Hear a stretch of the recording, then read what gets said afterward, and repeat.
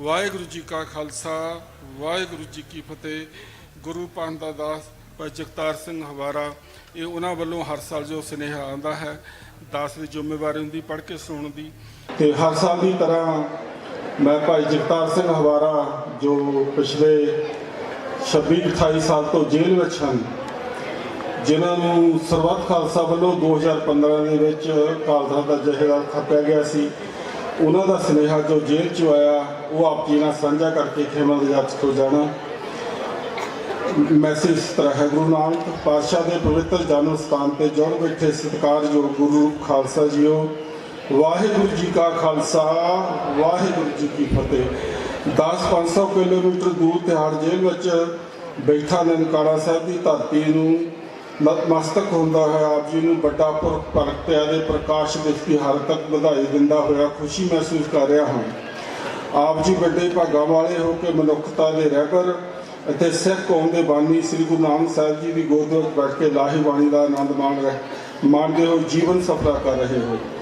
खालसा जी गुरु नानक साहब ने सानू एक अकाल पुरख नाल जोड़ के सारे संसार के भले लई उद्यमशील रहने का उपदेश दिता है, जिसदियां ਵੱਖ-ਵੱਖ समय ते सिखां वालों ਵੱਖ-ਵੱਖ देशों विदेशों में लोड़वंदां ਦੀਆਂ कीतीਆਂ सेवावां ਦੀਆਂ अणगिणत मिसालां हन। अज सारा संसार सिखां नूं मनुखता की सेवा ईमानदारी मेहनती बहादुरी कुर्बानी न्यारेपन ते आज़ादी के हक लिए जूझण वाली कौम वजों सत्कारदा है। ये सारे कौमी गुण सानू गुरु नानक पातशाह के दर तो ही प्राप्त हुए हैं। खालसा जी आप भली भांत चंगी तरह जानते हो कि दिल्ली की हुकूमत का जालम चेहरा घट गिणतियां लई राजे सी मुकदम कुत्ते जायज़ गण बैठे सुते दे गुरबक मुताबिक बेनकाब होया है। दिल्ली तख्त वालों हिंदू राष्ट्र का जहरीला अजगर सप साडे न्यारेपन नूं निगलण लई तैयार किया जा रहा है, जिस तो असीं खबरदार ते चेताना रहना है। अडोल विश्वास नाल ये गल सानू पल्ले बन लैनी चाहिए है कि पूरे सतगुरु ने हर पक्षों खालसे नूं समर्थ बना के बादशाह ते पातशाह दे योग बनाया है। निरभौ जपे सगल भौ मिटे का जाप करने वाले सिखां नूं मनुवादियों का खौफ अपने दिलों दिमाग विच नहीं रखना चाहिए, सगों इसका टाकरा करने लई खालसा रिवायतां अनुसार योजनाबंद तरीके नाल तरबर तैयार रहना चाहिए है। खालसा जी ननकाना साहब की धरती तो श्री खालसा साहब ਅਤੇ खालसे के जन्म स्थान तख्त श्री केसगढ़ साहब तो गुलामी का जूला गलों लाउण लई हमेशा ये आवाज़ आउंदी ही गूंजदी है, फरीदा बार पराए बैसना साई मुझे ना दे।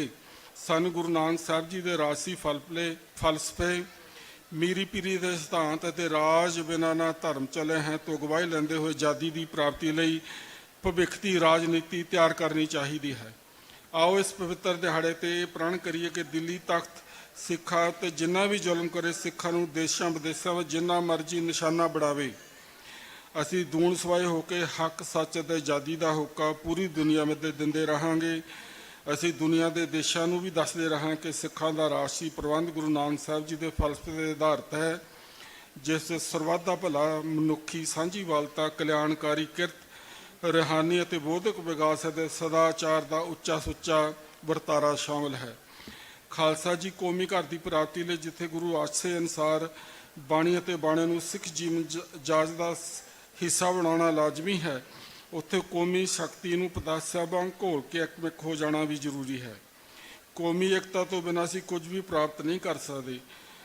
इसलिए आओ गुरु नानक साहब जी के दर से सिखां विच आपसी प्यार इतफाक की अरदास करिए ते एकमठ होकर सिखां दे अपने आज़ाद घर खालिस्तान की प्राप्ति लिए संघर्ष करिए।